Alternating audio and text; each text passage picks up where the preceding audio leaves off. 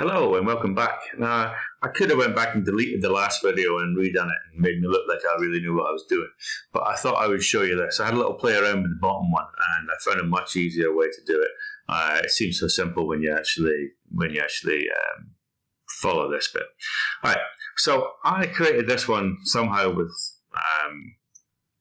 surfaces and extrusions and really overly complex.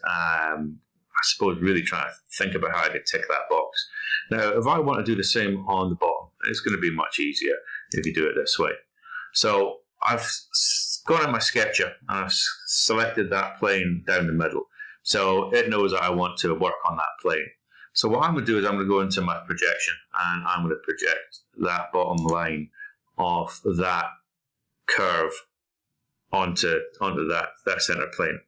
So I've done that, and I'm going to go in and I'm going to then choose my spline, so my fit to point spline, and rather than all this kind of faffing about trying to put constraints on here and here, straight away, because I've made that into a projected line, I've got my points at the end, which I can snap my spline onto like that.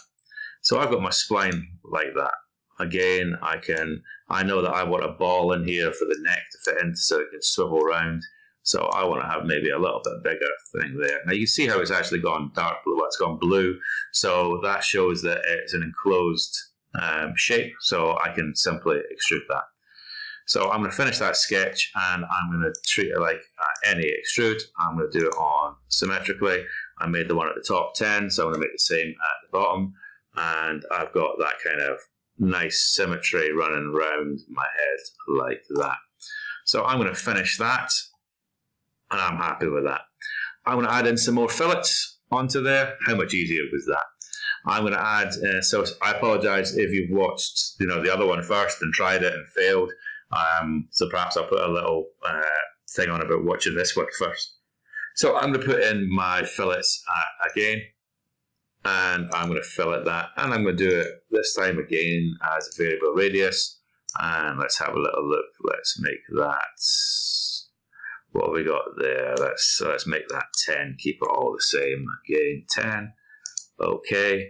And I'm going to go around and do the same process in there. Should automatically be in there. So I want that to be the start. And I want that to be 10. And it's not there for some reason. Let's go back in and 10.